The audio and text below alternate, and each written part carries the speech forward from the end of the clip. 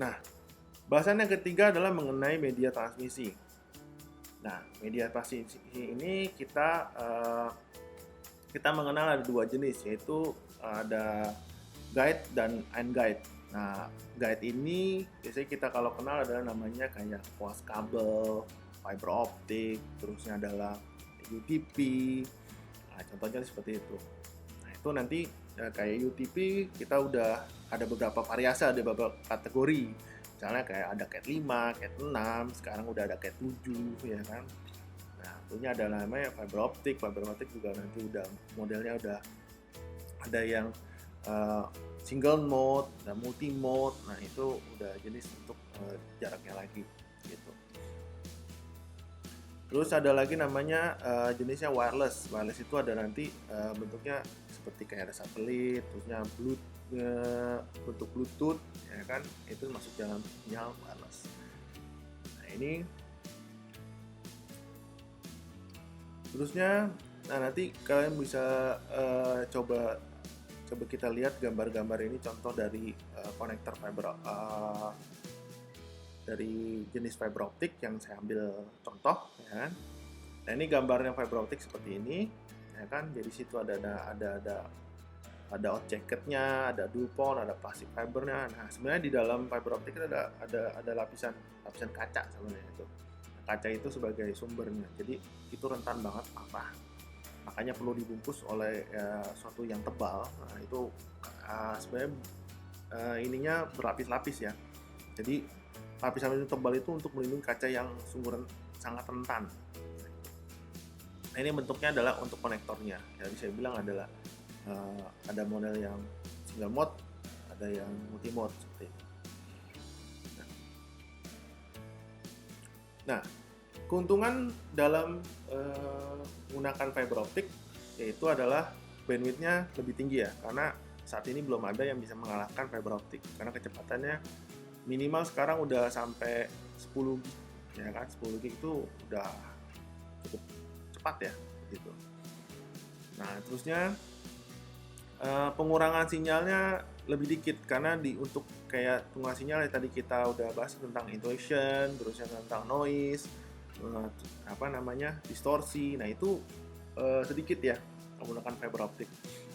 Nah, terusnya gangguan untuk elektromagnetik. Jadi kadang-kadang kalau kita menggunakan ada beberapa jenis frekuensi penggunaannya, kita kalau ada elektromagnetik ada mengganggu ya. Jadi kadang-kadang sinyal jadi berubah atau jadi ada perubahan bentuk struktur dari ininya.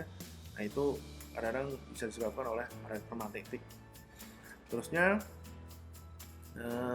untuk penyadapan juga kurang. Kenapa? Karena itu baik lagi karena kabelnya cukup tebal dan tidak mungkin diinduksi oleh jenis-jenis apapun gitu. Nah, kerugian dalam pengimplementasian fiber optik ini adalah instalasinya ya, instalasi dan pembelian cukup mahal. Kenapa? Karena ya tadi memerlukan alat-alat yang khusus. Nah, itu ya mungkin kayak rekan-rekan bisa lihat di internet, itu harga-harga kayak alat splicingnya, alat pemotongnya itu cukup mahal ya. Nah, yang kedua adalah biaya. Nah, biaya ini ya cost untuk pembelian untuk alat-alat converternya terus itu cukup mahal untuk menggunakan fiber optik. Nah, ini untuk dari unguide-nya seperti ini. Unguide-nya teknologi.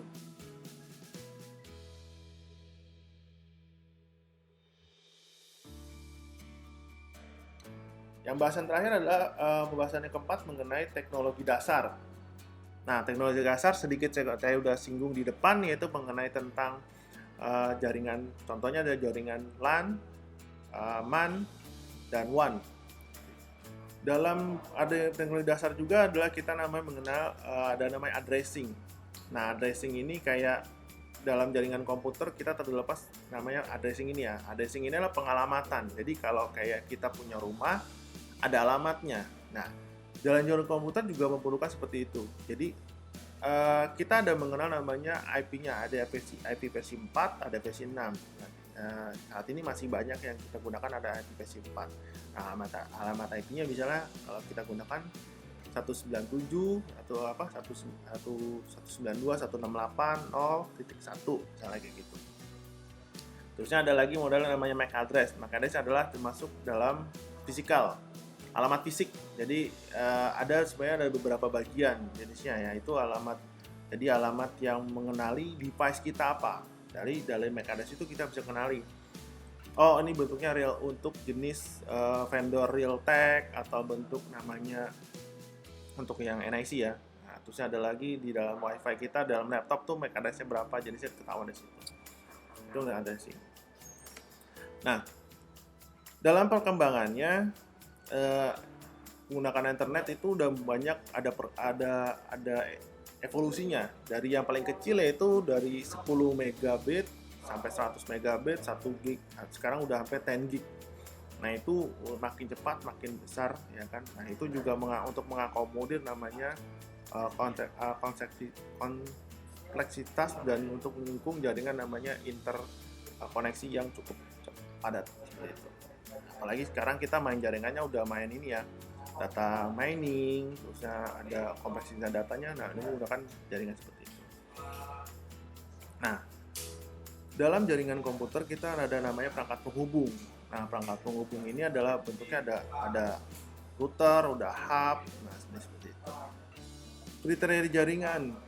Nah, dalam menggunakan satu kriteria jaringan, yang paling penting adalah kita menjaga namanya performa. Maksudnya menjaga keandalan dan menjaga keamanan sehingga data itu dapat dikirim dengan baik dan aman, tidak diinvasi oleh hal-hal yang tidak dimungkinkan seperti itu. Nah, dalam penerapannya juga kita ada beberapa penerapan untuk membuat suatu topologi jaringan atau arsitektur jaringan. Kita bisa menggunakan namanya mesh, ada menggunakan star, ada menggunakan namanya bus. Nah, itu masing-masing mempunyai kelebihan dan kekurangan. Oke, sekian pembahasan untuk materi saat ini. Selamat belajar dan terima kasih.